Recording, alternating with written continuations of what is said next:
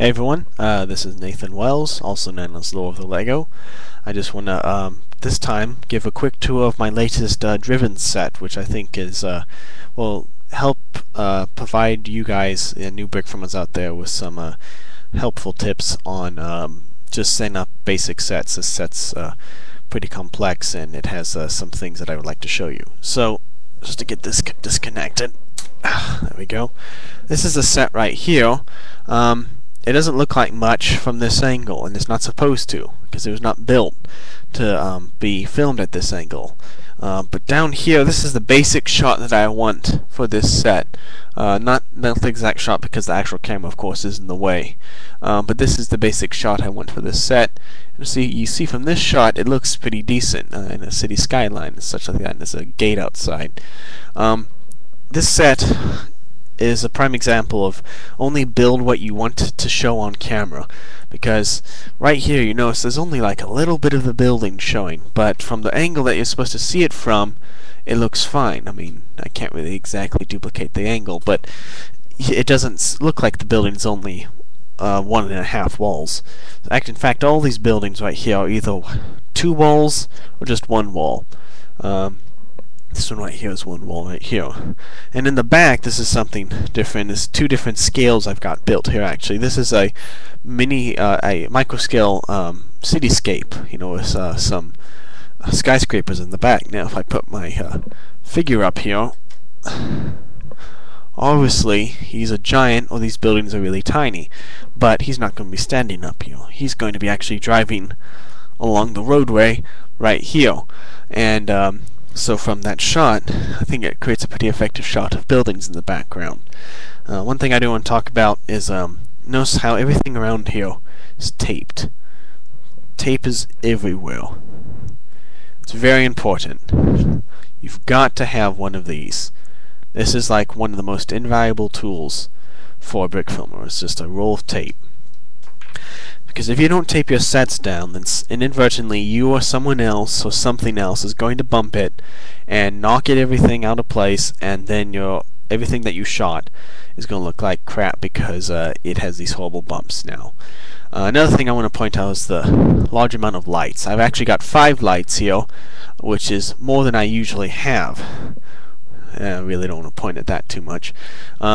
These lights serve different purposes. These 2 lights right here are background lights, the backlights. Then they're lighting, the only point they have is to light this blue background right here, which is just a piece of blue cardboard. These 2 lights are the primary lights, and their main purpose is to actually light the set down here, more specifically the road down there and everything. This is another backlight, but its purpose is to light the very front right here. This is black gate right here. And a word of advice, avoid building solid black walls like this gate has, because it's really hard to get any contrast right here. It looks alright on camera here, but with my Canon PowerShot, it looks like a black smudge, unless I set up a backlight like this. Now, don't point your light directly at the set. I have it reflecting off this white sheet of paper, and I notice also all these lights, all these lamps, except for one, has white piece of paper wrapped around it, and this is to diffuse the light, because you don't want direct light shining into the set because it's really bright and it doesn't look good. So if possible, diffuse all the light with pieces of paper or something else. Be careful. I've heard that these can catch fire. I've never had one catch fire, but it does get pretty hot, so just be careful on that point. Another thing down here, just showing the set from a different angle. This is probably a bit intimidating to new Brickfilmers. This is the biggest set I've ever built, and it took about 10 hours total to build it, and I would not recommend trying to build something like this for your first Brickfilm. My first Brickfilm was Material Possessions. Its set was probably 1/8 this size and much simpler.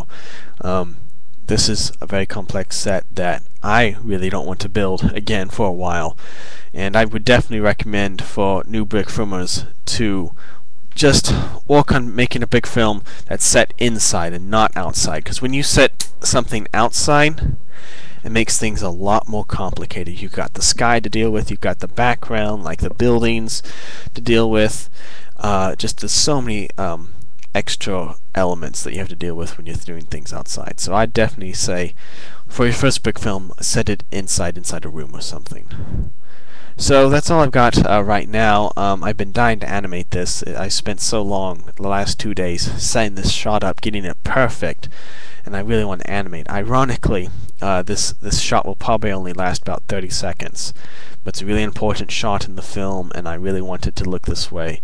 And I think it's important that even if you spend 10 hours total building a set, getting the lights just right, I think it's important if you want to get the shot look the best you can. So I'm going to go animate that now. I'll update you guys soon, and I'll catch you later.